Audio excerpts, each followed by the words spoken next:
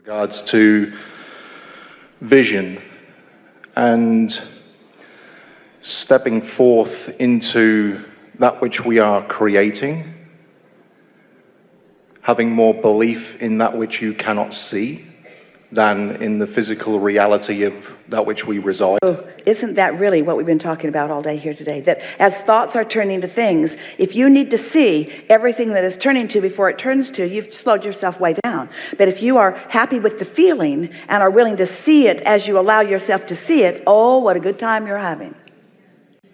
Fired up. Love it. When do we release the vision? Do we ever release the vision? Is it always creating this ethereal reality and stepping forth continually into it? Because there is an inspired pull. And I'm asking the question because you're never going to let go of the understanding of more. Everything is always forward looking. So in the way that you are using the word vision, there will always be that vision out there. And we think that the way you're using the word vision, that the way it fits into the construct of what we've been talking about all these years, and really what we want so much to say about it here and now, as we're out here on the leading edge again, is that, you've been putting the components of the vortex in there a little bit at a time, yeah? And law of attraction's been mixing them together. It's like putting the components of a cake together, and the flour in and of itself is not that interesting, but when you put it together with other things and apply a little temperature to it, you can have a really nice cake idea.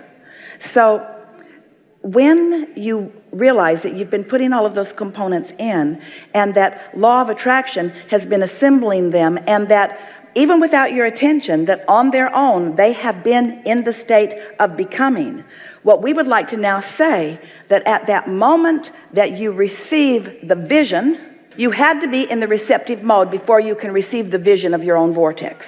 And once you do, then it's a slam dunk. It's a done deal. Getting the vision is the part that matters the most. Getting the vision is the part that everything that we've been teaching you is working you toward. Putting yourself in the position of being in the receptive mode. That's what it has all been about. Because after that, momentum is going to take it, you see. But reality will keep you from realizing your visions, won't it? That was good. Okay. We really like the word you chose, the word vision. It put this receptive mode and this realizing of desire into the perfect context in what we've been wanting to say about it. Because when a desire happens, it has to formulate in your mind. You have to be able to focus it into something. And once it's focused into a vision, the heavens open and everyone rejoices and everything lines up for the absolute complete fruition of your vision. As far as you can see it right now. Right. Your vision is going to keep coming and coming and coming and becoming more and more and more. If we never say anything ever again, that will be enough. So a couple of things, because over the past week I've been conjuring with this idea about when in putting forth that vision and stepping forward in faith and not backwards in fear in terms of the becoming of it. Don't get too rambunctiously rowdy about making it happen. Revel in the fact that you did your work. You lived the life, you put it in, it mixed it up, and it became a vision, and now it is going to become, and see yourself as nothing more than a witness of your vision becoming reality. So I'm a witness of it. A follower of the impulse, a sniffer out of the impulse, a living happily ever after of the impulse. Not a doer, not a making it happen, not a accomplishing of it, not a closer of the gap of it, just a witness of the inevitability of your vision now becoming a reality. Because all the work has been done. You stepped 1'd it, we stepped 2'd it, you stepped 3'd it, it's done. So we talk about the power of decision. Where does decision fit into this whole context?